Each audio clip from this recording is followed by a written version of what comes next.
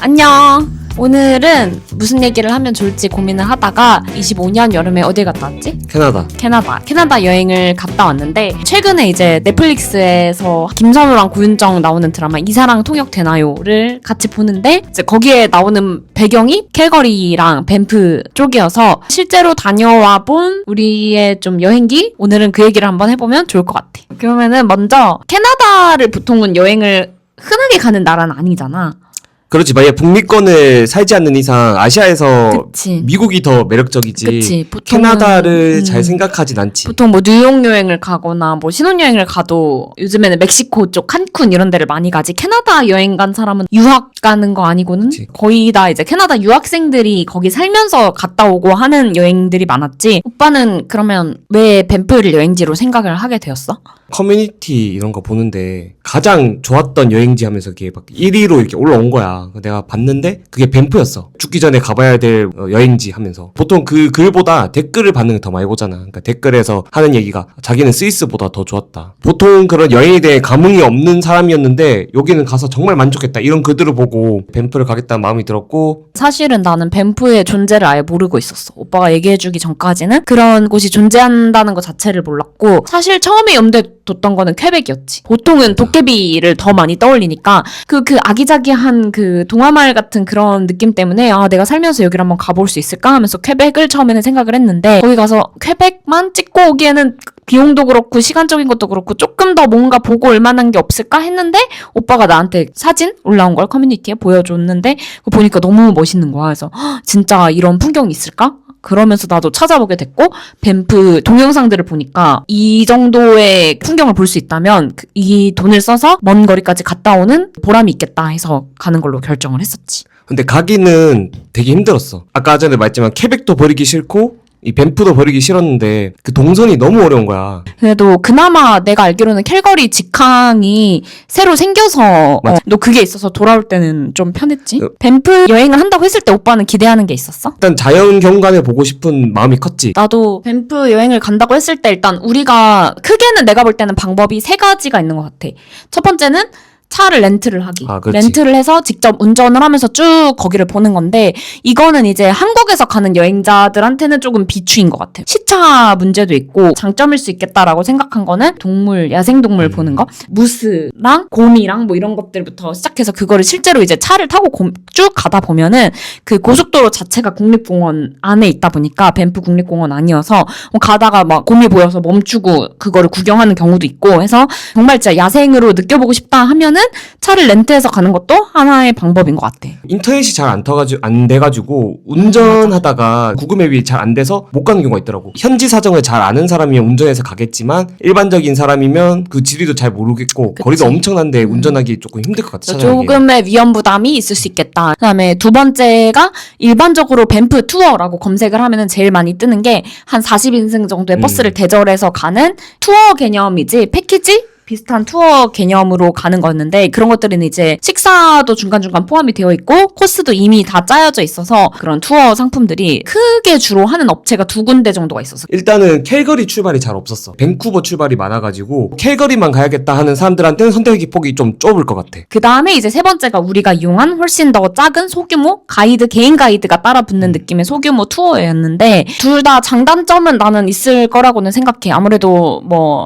첫 번째 게 조금 더, 그러니까 여러 명이 가는 투어가 가이드가 설명도 계속 좀 더 지속적으로 그런 부분들에 대한 전문적인 설명을 좀 더 해준다고 하고 여행사에서 좀 더 전문적으로 진행을 하는 거니까 안전성이나 이런 면에서는 좀 더 그게 메리트가 있을 수도 있겠는데 소규모 투어 쪽으로 틀었던 부분은 우리가 원하는 코스를 위주로 조금 더 가고 싶었고 대규모 투어에는 우리가 꼭 여기는 안 가도 될 것 같은데 하는 곳들도 끼어 있는 것도 조금 우려스럽기도 했고 가고 싶은 곳 안 가고 싶은 곳을 조금 더 우리 취향에 맞게끔 커스터마이징 할 수 있다는 게 되게 컸던 것 같아. 소규모 투어를 하면 조금 더 커뮤니케이션이 원활하게 될 수 있다는 게 장점인 것 같아. 우리랑 1대1로 소통을 할 수 있다는 게 좋았고 무엇보다 내가 좋다고 생각했던 것 중에 하나는 숙소를 잡는데 조금은 나는 자유도가 있었던 것 같아. 이 투어 덕분에. 밴프 안에 아니면은 캔모어 숙박 숙박비가 너무 비쌌어. 네, 3-4달 전에 숙박을 찾아봤는데도 괜찮은 데는 예약이 이미 다 찬 상태였고, 근데 이제 개인 투어로 이용을 하다 보니까 캘거리 투어 가이드를 하시는 분도 캘거리에 거주를 하시는 거였어. 캘거리에서 매일 우리를 픽업해서 그 안쪽으로 들어가가지고 투어하고 다시 캘거리로 내려주시고, 훨씬 더 숙소에 대한 부담이 좀 덜 했던 것 같아. 그래서 그 숙박비를 우리가 많이 아낄 수 있지 않았나 싶었어. 맞아. 우리 숙소가 캘거리 타워 근처에 있는 르저웨인 캘거리라는 숙소였는데 그게 1박에 한 30만 원 정도 했을 거야. 가격이 그것도 막 싼 건 아닌데 그래도 엄청 쾌적하게 그 가격에 괜찮은 숙소에서 묵었지. 만약에 밴프나 뭐 캔모였으면 정말 뭐 민박도 못한 그치. 그런 1박 30만 원대가 없었어. 없었을 거야. 찾았을 아마 때. 하기 힘든 게 아니라 아예 불가능했을 거야. 맞아. 그러면 이제 우리가 본격적으로 좀 밴프 여행 코스 쭉 따라가면서 그때 기억을 한번 떠올려볼까? 맨 첫날에 이제 가이드님이 우리를 호텔 앞에서 픽업을 해서 캘거리에 있는 호텔에서 픽업을 해서 쭉 그 밴프 쪽으로 들어갔지. 가는데 얼마 걸렸나? 한 1시간 반 정도 걸렸을 1시간에서 거야. 2시간 정도를 가는데 이게 막 막히는 길이 아니라서 쭉 뚫려있는 고속도로를 그냥 쭉 직진만 하면 되는데 고속도로 풍경부터 이미 약간 우와 하기 시작했던 것 같아. 고속도로 풍경 자체가 옆에 막 초원이 쭉 펼쳐져 있는데 한우들이랑은 다르게 생긴 딱 봐도 외국소처럼 생긴 애들이 막 풀을 뜯고 있고 중간중간 가끔 이렇게 호수가 보이는데 이미 그때부터 호수 색깔이 막 에메랄드빛 호수들이 막 흐르기 시작하는데 가이드님이 이거는 뭐 유명한 호수도 아니고 그냥 길가 개천이다 이런 식으로 얘기하면서 쭉 들어가셔서 거기부터 이미 풍경이 너무 달랐고 산 느낌도 우리나라에서 볼 수 없는 그런 그치, 산 느낌이고 그치. 돌산 느낌. 돌산 로키 마운틴이다 보니까 돌돌돌돌한 돌산들 그 느낌들도 너무 멋있었고 우리가 처음에 갔던 데가 이제 밴프 다운타운에 들어갔었지. 밴프 시내에 들어갔는데 이번에 한 드라마 이사랑 통역 되나요? 그 드라마에도 그 모습이 나오더라고. 그래서 그 풍경을 보니까 그때 생각이 새록새록 나는데 이미 그 배경 풍경 자체가 너무너무 이국적인 느낌을 주고 어디서 사진을 찍어도 사진이 잘 나오는 느낌이었고 상점가도 되게 잘 정돈이 돼 있었지. 쇼핑하기 좋게 잘 맞아. 되어 있었어. 그러니까 그 간판이나 이런 것도 뒤죽박죽이 아니라 딱 일괄적으로 쫙 우드톤으로 정리가 돼 있어서 상점들이 쭉 늘어서 있어서 그 상점가 구경하기도 되게 편했던 것 같아. 그런데 상점가가 물품들이 다 비슷하게 파는 것 같았어. 밴프라고 글씨가 써져 있는 뭐 티셔츠나 뭐 맨투맨이나 이런 게 모든 매장들은 다 비슷하게 돼 있었고 캔모도 캔모라는 글씨만 돼 있지 결국은 다 비슷한 물품들이 그러니까, 다 그 매장들에서 팔고 있더라고. 기념품점에서 파는 물품들은 어느 정도 정해져 있는 것 같아서 그냥 뭐 내가 보기에 예쁜 거 몇 가지 기념품 샵들 가서 비교해보고 사면 괜찮을 것 같아. 그리고 우리의 무스 우리가 여행 갈 때마다 인형을 꼭 하나씩 사오는데 이번에는 얘를 데려왔지. 얘가 밴프 시내에서 구매한 무스 인형이었는데 캐나다스럽고 너무 귀엽지? 이 맨투맨 밴프라고 딱 적혀있고 곰이 있어서 재질도 생각보다 괜찮았어. 좋아. 그치? 입고 다니기 좋아. 가격도 뭐 그렇게 비싸지 않았던 것 같고 이런 기념품들을 그냥 소소하게 사기에 괜찮게 나름 되어 있어서 한두 군데 가보고 사기 괜찮을 것 같아. 나는 밴프가 좀 재밌었던 게 그 쓰레기통 모양 봤어? 아 맞아. 곰이 이렇게 못 열게끔 그 구조가 돼 있잖아, 쓰레기통이. 그게 이제 실제로 곰들이 가끔 내려온다고 하고 우리가 곰을 직접 만나게 될 확률은 희박하지만 가끔 곰들이 쓰레기통을 뒤진데 힘을 이렇게 손을 넣어가지고 힘을 줘야지만 열 수 있게끔 구조가 독특하게 돼 있는 게 인상 깊었지. 밴프 안에 간식거리 추천할 거 있어? 일단은 이게 밴프에만 있는 건 아닌데 비버테일이라는 캐나다에 가면 많이 먹는 간식이지. 그게 우리가 한 번 이미 퀘벡에서 먹었었나? 퀘벡에서 비버테일을? 먹었어. 퀘벡에서 먹고 맛있어서 거기서 또 먹었는데 또 먹어도 여전히 맛있더라고. 비버꼬리처럼 비슷하게 빵 모양을 만들어가지고 거기에 이제 뭐 누텔라나 잼이나 시나몬 이런 것들을 넣어서 먹는 약간 우리나라로 치면 와플 대야 그런 느낌으로 생각하면 될 것 같은데 그냥 여행 중에 간식거리로 한두 입 달달하게 먹기 괜찮은 것 같아. 또 하나 더 있잖아. 퀘벡에서 너무 맛있게 먹었던 내가 팝콘을 그렇게 좋아하지 않는데 이건 인생 팝콘이다 하고 먹었던 게 메리스 팝콘이라는 팝콘 집이었는데 그거를 퀘벡을 떠나면서 후회를 했거든. 한 번 더 먹을 걸. 큰 걸로 한번 포장해 올 걸. 카라멜 팝콘도 그렇고 거기 파는 치즈 팝콘 맛이 너무 진하고 너무 맛있게 먹었었는데 그게 밴프 시내에도 딱 있더라고. 근데 솔직히 기분 탓인지 모르겠지만 퀘벡에서 먹은 게 더 맛있었어. 이사랑 통역되나요 보는데 고윤정이랑 그 일본 배우랑 갑자기 마주치는 장면이 있어. 히로. 히로. 그런데 거기서 그 증기 시계가 나오더라고.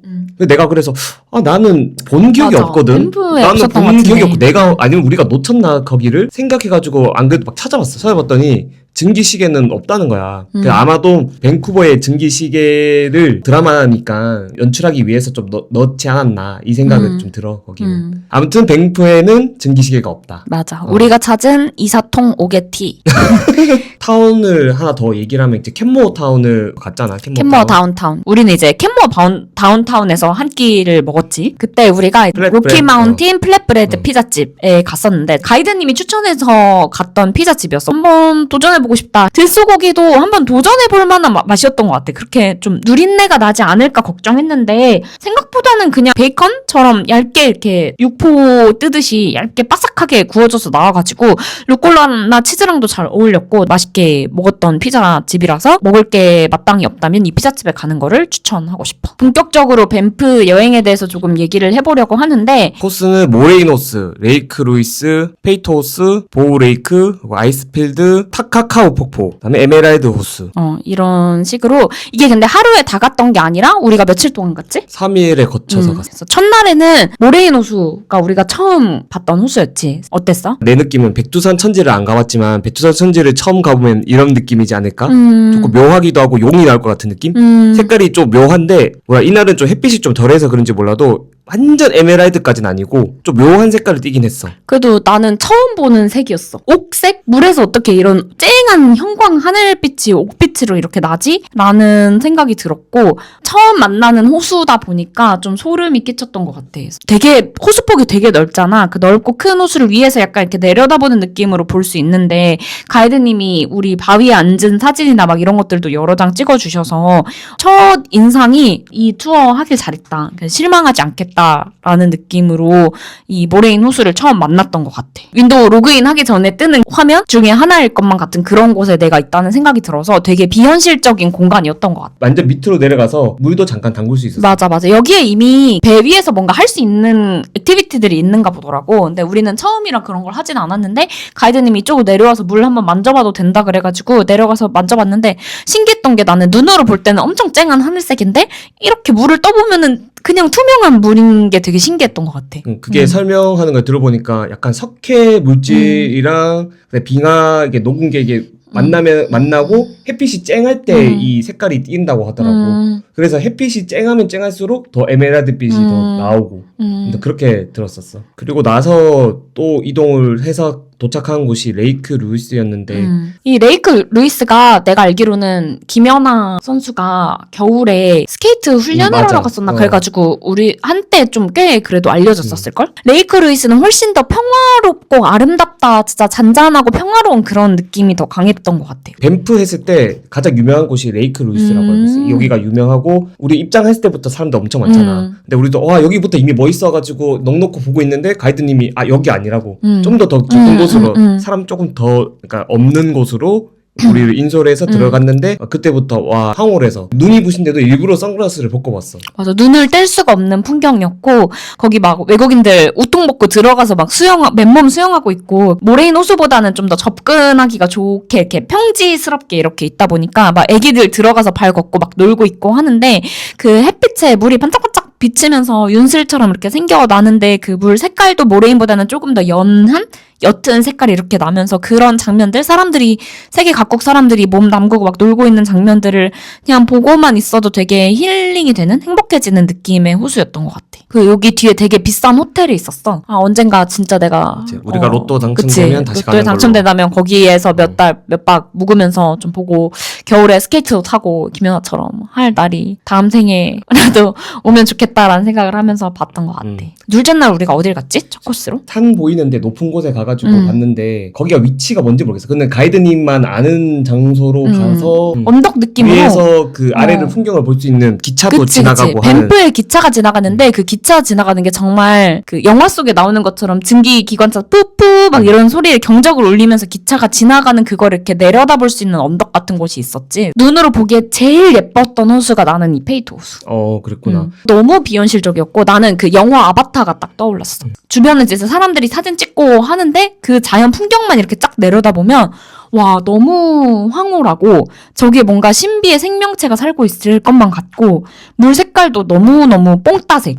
흔히 얘기하는 맞아. 그 전형적인 뽕따색이었고, 그리고 이게 그 구름이 이렇게 싹 들이우면서 산 그림자랑 이런 게 이렇게 물이 워낙 맑다 보니까 물에 그대로 비치는데, 이걸 내가 눈으로 보고 있으면서도 내가 지금 두 눈으로 보는 게 현실일까? 라는 생각이 들어서 아직도 나는 좀 되게 기억에 남고, 내가 살면서 봤던 풍경 중에 나는 제일 멋있었던 풍경. 페이토호수 정말 멋있었지. 거기를 이렇게 쭉 내려다 봤을 때, 와, 아무도 안 살 것 같은? 정말 인간이 아닌 다른 생명체가 살고 있을 것 같은데 인간이 여기를 우연히 발견한 것 같은 막 그런 느낌이 나서, 와, 저기에는 뭐가 있을까? 이런 생각이 들었고, 그 페이토호수로 그 물길이 흘러가는 게 다 보였어. 빙산에서부터 빙하가 흘러 녹아 내려가지고 페이토호수 이렇게 들어가는 그 장면들을 쫙 다 볼 수가 있었던 것 같아. 사진으로 보는 거랑은 또 다를 것 같아서 페이토호수는 죽기 전에 꼭 한번 가볼 만한 호수?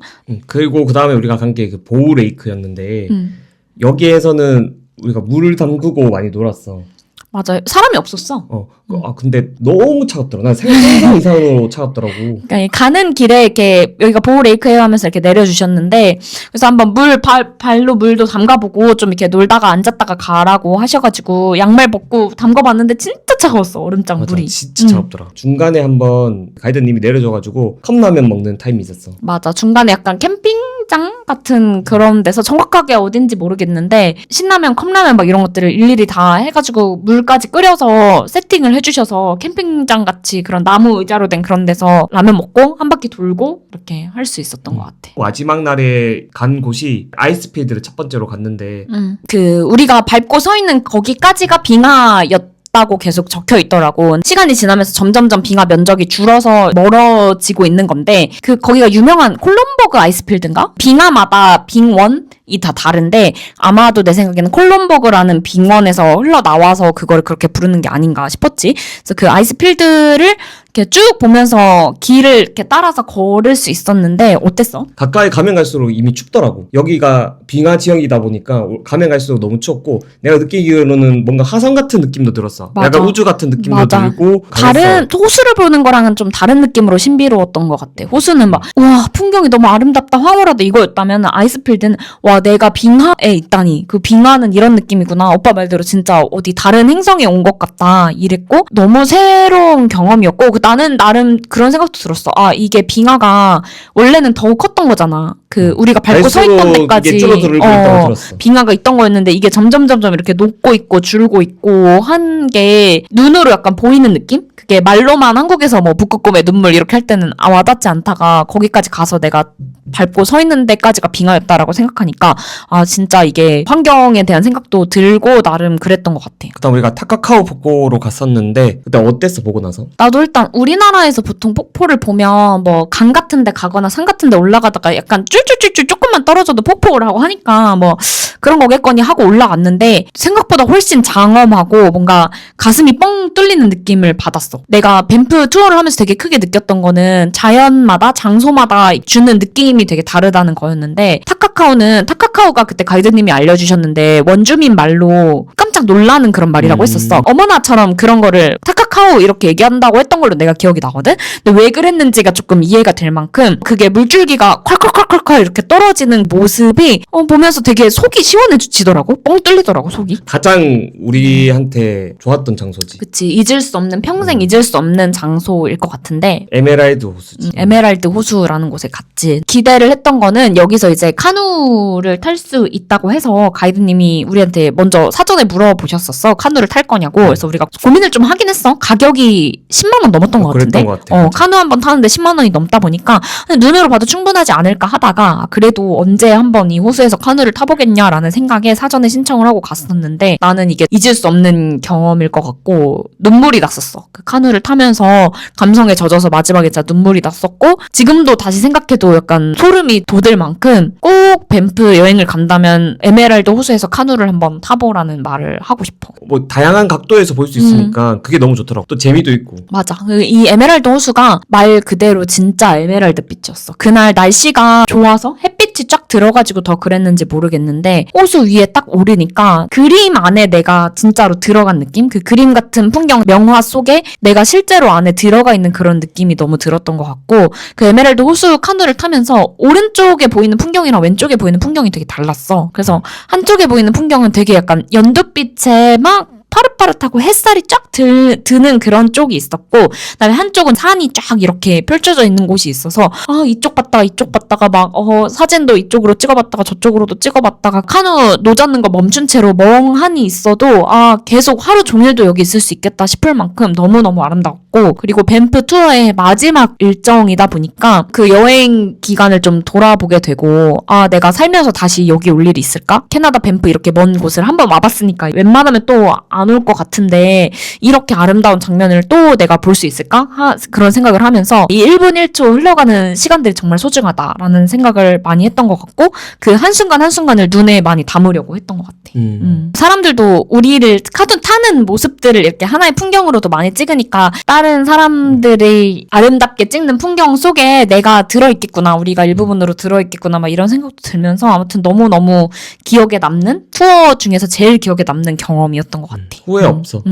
돈이 전혀 아깝지 않은 투어였어. 투어 자체를 좀 총평해보면 어땠어? 투어 잘했지. 정말 잘했지. 왜냐하면 어떤 날은 서울부터 대구까지 가는 거리를 이 거리를 만약에 내가 렌트해서 했다? 절대 못했을 것 같거든. 맞아. 그래서 그 거리를 감안했을 때 이 투어 너무 만족스러웠지.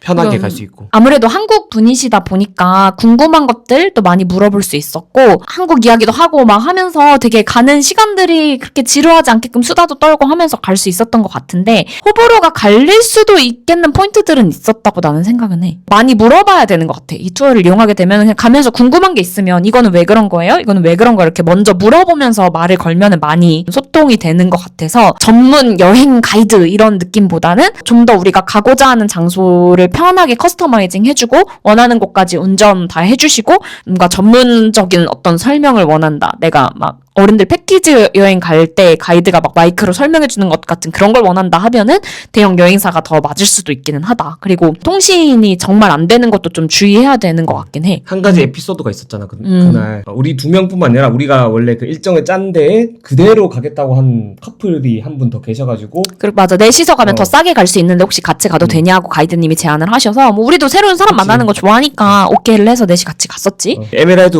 호수에서 카누 타는 코스가 있었는데, 그게 보통은 이제 이런 여행을 가면 요즘은 트래블 카드, 트래블 월렛, 트래블 로그 이런 것들을 많이 쓰니까 우리는 이미 일정 정도 금액을 충전을 해둔 상태에서 쓰고 있는 상황이었는데, 가이드님이 사실은 이날 카누를 탄다는 건 알고 있었는데 뭐 몇 시에 타는지, 그 다음에 뭐 금액이 어떻게 되는지 이런 것들에 대한 정확한 안내를 못 받은 상황에서 이제 카누 타러 갑니다 해가지고 에메랄드 호수에 딱 내려주셨어. 우리가 내렸을 때가 이미 거의 4시가 다 되어가고 있었는데, 그 카누가 내 기억으로는 5시까지가 마감이었어. 근데 이미 사람들이 줄을 서 있는 상황이었고, 가이드님은 거기에 주차를 하고 같이 내리기가 마땅하지 않아서 우리를 먼저 내려주시고, 저기 가서 카누 타고 관광하시면 된다, 관광하고 몇 시까지 여기로 돌아오셔라 하고 차를 데려 가신 상황이었고, 거기는 핸드폰이나 데이터가 터지지 않는 곳이었지. 그래서 우리는 이제 내려가지고 같이 줄을 서러 갔는데 카드를 차에 놓고 오셨어. 그래서 지불할 게 없어가지고 마음 같아서는 우리가 대신 이제 결제를 해드리고 싶었는데, 우리도 돈이 얼마 안 남았는지 몰랐어. 충전 금액이 이게 얼마가 있는지를 우리도 알 수가 가늠이 없으니까 안 되니까. 그분들이 이제 가이드님을 찾으러 가신 거지. 그분들도 핸드폰은 있었는데 이제 휴대폰으로 카드 충전을 하려고 하는데 데이터가 안 터지고 와이파이도 안 되니까 거기에 들어갈 수가 없었던 거야. 거기다가 연락이 안 되잖아. 가이드님도 주차하러 따로 갔으니까 데이터도 안 터지니까 뭐 카톡도 안 되고 연락 수단도 아무것도 없고 하니까 그분들은 주차장으로 급하게 찾으러 가셨고, 그래서 우리가 타면서도 계속 걱정했잖아. 우리가 타고 나서 아마 몇 분 있다가 그게 줄이 마감이 됐을 거야. 그래서 그분들 타셨을까라고 생각했는데 이제 나중에 들어보니까 이미 주차장 가서 만나서 가지고 왔을 때는 줄이 마감이 돼가지고 못 타는 상황이었다고 하셔서 표현은 크게 안 하셨는데 우리가 더 속상했었지. 왜냐면 에메랄드 호수에서 경험이 너무 좋았기 때문에 멀리까지 오셨는데 못 타고 가시지 않았을까라고 생각했었지. 근데 알고 보니까 그게 애플페이가 되더라고. 그래서 애플페이로 했으면 됐다고 그분들이 얘기하시더라고요. 그래서 이거 좀 소규모 투어고 개인 투어고 하다 보니까 뭐 하면서 이런 피드백들을 들으시면서 더 발전해 나가시는 게 있지 않을까. 근데 최종적으로 내가 느낀 거는 너무 만족스러운 투어였어. 맞아. 특히 내 생각에는 우리 또래들끼리 여행을 가거나 아니면은 뭐 한 4명, 5명 정도의 부모님을 모시고 간다거나 프라이빗하게 다니고 싶다면 너무너무 추천하는 투어고, 사전에 조금 더 물어보면 좋을 것 같아. 이런 뭐가 필요한지 뭐가 있는지 이런 것들을 조금 더 꼼꼼하게 체크만 해준다면 나는 너무 만족스러운 더할 나위 없는 투어였던 것 같다. 그다음에 번외로 우리가 캘거리 숙소에 있어서 맛집들을 저녁은 다 여기서 해결을 맞아. 했었어. 그러니까 투어가 저녁 시간 전에는 끝나서 캘거리 전에 늘 내려주셔가지고 캘거리에서 그래도 한 몇 끼를 먹어볼 수 있었지. 근데 캘거리가 엘버타 엘버타주에 속해 있는데 사람들이 다 얘기하는 게 엘버타주 가면 꼭 소고기를 먹으라고. 그 소고기가 유명하기도 하고 아까 얘기했듯이 고속도로에서도 막 소 키우고 있고 이래서 소고기를 먹으라 그래서 첫날에 우리가 갔던 데가 그 소고기 스테이크를 썰러 갔었지. 소고기 유명하다고 하니까 소고기랑 빠에야랑 그 맥앤치즈랑 방울양배추 그거를 시켰는데 방울양배추가 너무 맛있었던 기억이 나고 여기가.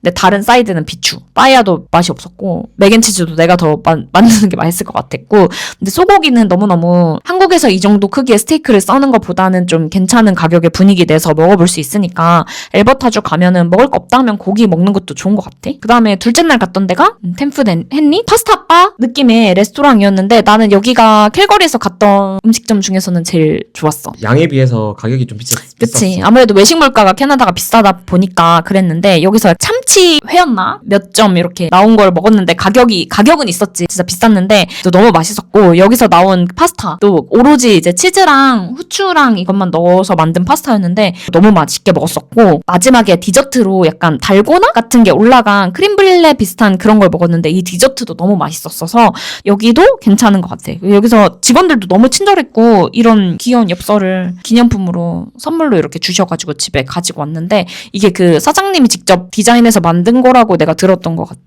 그래서 너무 귀엽다고 하니까 한 장 더 주시더라고. 그래서 이것도 가지고 왔고 하나 더 갔던 데가 HY 스테이크하우스 앤 칵테일 바였는데 그냥 고깃집은 사실 다 무난무난해서 다 맛있었던 것 같고 나는 고깃집 중에 제일 맛있었던 데는 마지막에 갔던데 거기 고기가 좀 소스도 다른 데랑 조금 달라서 맛있었고 그 스칼렛 요한슨 닮은 누나가 서브해줬었어. 그런 것만 기억나냐? 음식 맛은 기억 안 나고? 할 말이 없네. 거기가 파스타도 먹었던 게 맛있었던 기억이 나서 캘거리는 소고기가 유명하니까 거기서 묵으면서 계속 매일매일 소고기를 먹어도 괜찮을 것 같다. 마지막 날 캘거리 마트에 갔잖아. 기념품들 살 거를 보고 있는데 한 약간 좀 콧물을 흘리면서 노숙자가 엉덩이 한 반쯤 바지를 걸쳐 입은 사람이 와가지고 영어로 되게 정중하게 근데 부탁하긴 했어. 미안한데 혹시 내가 빵이랑 커피 마시고 싶은데 하나만 사줄 수 있냐 물어봐가지고 나 투어리스트다 하니까 그 사람이 그냥 이렇게 가기는 하더라고. 특히나 대도시들 밴쿠버나 몬트리올 갔을 때는 아예 그 존이 있었어. 노숙자들 막 약에 취한 것처럼 딱 봐도 보이는 사람들이 쭉 늘어져 있는 그런 거리가 있어서 그런 데를 다닐 때는 조금 주의해야 될 것 같긴 해. 특히 아이들이랑 다니거나 할 때 좀 주의하면 좋을 것 같고 밴프, 캘거리 여행을 좀 총평해보자면 다시 못 해볼 경험을 했던 여행인 것 같아. 왜냐면 캐나다는 내가 가고 싶다고 해서 언제든지 갈 수 있는 곳은 아니라고 생각하거든. 언제 또 한번 이렇게 갈 수 있을까라는 생각이 들고 내가 살면서 봤던 풍경 중에 진짜 자연을 보면서 그렇게 경이로움을 느끼고 한번 결심해서 다녀오기를 정말 잘했다라는 생각이 들어. 밴프랑 캘거리만 생각했을 때 그쪽을 총평해본다면 어땠어? 진짜 캐나다가 땅덩어리가 정말 크구나라는 생각이 들었어. 구글 맵으로 봤을 때는 캔모어나 뭐 제스퍼나 밴프나 캘거리나 그거 다 갈 수 있는 거리가 아닌가라는 생각이 들지만 실제로 움직여 보니까 그냥 우리나라 남한 전체를 일주한 거나 다름없는 거리를 한 4일 동안 한 거야. 그런 느낌이 들어가지고 딱 날 잡고 좀 길게 가야겠구나라는 생각이 좀 들었어. 시차 적응하는 게 너무 힘들어서 만약에 여행을 간다 그러면 미리 사전에 좀 시차 적응을 해서 가는 게 좋을 것 같아. 일단 자연 경관은 느낄 수 없는 감정이긴 하지. 평생. 우리나라랑은 정말 다른 풍경이니까. 어느 나라를 가도 이 정도의 풍경은 잘 보기 힘들 것 같아. 그리고 캘거리는 다른 캐나다 도시보다 좀 깔끔한 도심이라는 느낌이 들었어. 사실은 최근에 또 다른 데 여행을 갔다 와서 그 여행에 대한 리뷰를 먼저 할까 하다가 또 드라마를 보다 보니까 그때 감정이 생각이 나서 사람들이 드라마를 계기로 캐나다 밴프를 알아줬으면 좋겠다 해서 우리의 여행기를 한번 풀어봤고 누구나 살면서 한 번쯤은 해볼 만한 경험이라고 생각해서 추천을 하고 싶어. 오늘은 여기까지 우리가 밴프 캘거리 소개를 마치면서 다음에 또 기회가 되면 몬트리올이나 다음에 몬트리올, 케벡 편 여행도 돌아오도록 하겠습니다. 안녕.